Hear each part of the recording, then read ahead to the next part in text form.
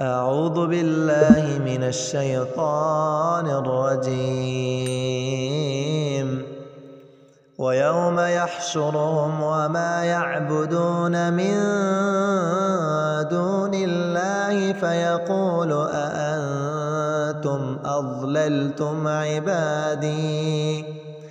فيقول أأنتم أضللتم عبادي هؤلاء أم هم ضلوا السبيل قالوا سبحانك ما كان ينبغي لنا أن نتخذ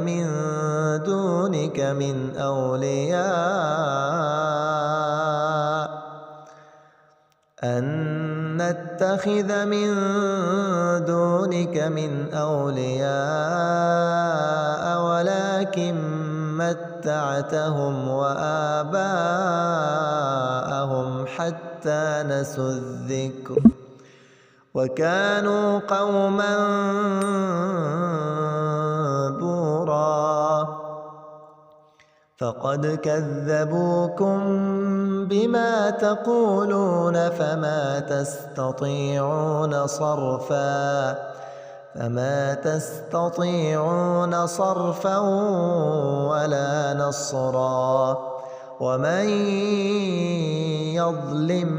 منكم نذقه عذابا كبيرا وما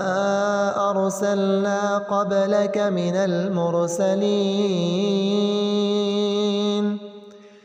المرسلين إلا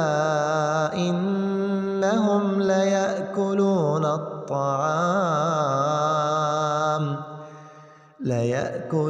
الطعام ويمشون في الأسواق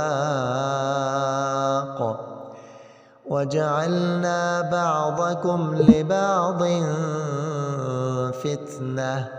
أتصبرون وكان ربك بصيراً